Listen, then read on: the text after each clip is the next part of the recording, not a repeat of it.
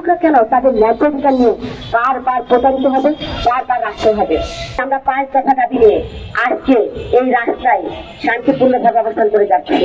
আমি আপনাদের সামনে 5 দফা দাবি পেশ করতেছি। দফা নাম্বার 1, সারা বাংলাদেশের সকল বিশেষ সাহিত্য শিক্ষা প্রতিষ্ঠান অনতিবিলম্বে স্বীকৃতি ও এমপিও প্রদান নিশ্চিত করবেন। 2 নাম্বার, সারা বাংলাদেশে যতগুলো বিশেষ সাহিত্য প্রতিষ্ঠান আছে, যত এই প্রতিষ্ঠানগুলোর সাথে শিক্ষার্থী আছে, তাদের প্রয়োজনীয় সামগ্রিক অবকাঠামো প্রত্যেকটা প্রতিষ্ঠানের অবকাঠামো সুনিশ্চিত করবেন। 3 দফা দাবি, আমার প্রাণের শিক্ষার্থী ও বিশেষ সাহিত্য ছেলে মেয়ে সহ বাংলাদেশে যত প্রতিবন্ধী ব্যক্তি আছে প্রত্যেকের ন্যূনতম ভাতা 3000 টাকা সুনিশ্চিত করবেন। 4 দফা দাবি, সারা বাংলাদেশে যতগুলো শিক্ষা প্রতিষ্ঠান আছে প্রত্যেকটা শিক্ষা প্রতিষ্ঠানে প্রয়োজনীয় সামগ্রী, স্কুল ড্রেস, বই, খাতা, কলম, রাবার, জুতা, ছাতা ইত্যাদি যত সব প্রয়োজনীয় সামগ্রী আছে সকল কিছু প্রতিষ্ঠানে সুনিশ্চিত করবেন। 5 দফা, সারা বাংলাদেশে আমাদের যতগুলো শিক্ষা প্রতিষ্ঠান আছে এই বিশেষ সাহিত্য প্রত্যেকটা প্রতিষ্ঠানে ভোকেশনাল কারিকুলাম সাথে পুনর্বাসন সেন্টার সুনিশ্চিত করবেন। এই 5 দফা দাবি নিয়ে আমাদের বারবার রাস্তায় আসতে হয়েছে। আমরা সেই 5 দফা দাবিতে একটাই দফার সে ভিত্তিক সকল শিক্ষা প্রতিষ্ঠান অনতিবিলম্বে স্বীকৃতি ও এমপি প্রদান সুনিশ্চিত করবেন। আপনারা জানেন আজকে আমরা 23তম আন্দোলনের আজকে 12 দিন অবস্থান করছি। এই 12 দিনের দিনও আজ পর্যন্ত আমাদের সুফল আসেনি, আশানুরূপ সফল আশা করতে পারিনি। আপনারা জানেন যে 24-এর গণঅভ্যুত্থানের পরে শিক্ষকরা তাদের দাবি আদায়ের জন্য বারবার তাদের রাস্তায় আসতে হচ্ছে। খেয়ে না খেয়ে অর্থ অনাহারে দিন কাটাতে হবে, এমন বাংলাদেশ আমরা আশা করতে পারি না। এই 24-এর গণঅভ্যুত্থানের পরে আজকে শিক্ষকরা কেন রাস্তায় আসবে? যে রাষ্ট্রকে সংস্কার মুক্ত করার জন্য যে উপদেষ্টা মহলকে বসানো হয়েছে তারা তো সংস্কার মুক্ত করতে পারেননি। যদি মুক্ত করতে পারেন শিক্ষকরা কেন তাদের ন্যায্য অধিকার নিয়ে বারবার প্রতারিত হবে, বারবার রাখতে হবে?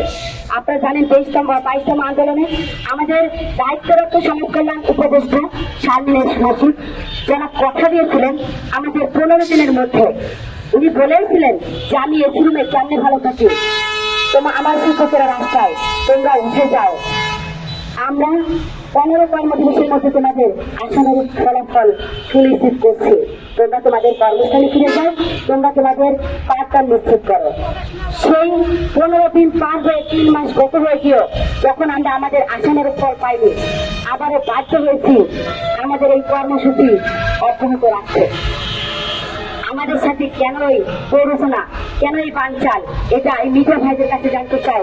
আপনারা সেই রাষ্ট্রের প্রধানদের বলেন শিক্ষকরা কেন প্রতারণার শিকার হবে? আমরা শিক্ষক, আমরা গড়তে জানি, তারপরে আমরা বিশেষ সাহিত্যের ছেলে মেয়ের শিক্ষক। যেখানে যে ছেলে মেয়ের দায়িত্বটা বাবা মা নিতে পারে না, যেখানে যে ছেলে মেয়েকে জন্ম দিলে সমাজের কাছে অভিশপ্ত বলে পরিচিত হয়, যে ছেলে মেয়েকে জন্ম দিয়ে মাকে দিবস হতে হয়, যে ছেলে মেয়েকে জন্ম দিলে বাবা তার পরিচয় লুকিয়ে রাখে, বাচ্চাকে অন্ধকার ঘরে বদ্ধ করে রাখে, উনি সেই বাচ্চার পরিচয় দেয় না। সেই বাচ্চাকে আমরা সমাজের মূল স্রোতধারে পৌঁছানোর চেষ্টায় আছি, আমরা তাদেরকে মূল স্রোতধারা নিয়ে আসছি।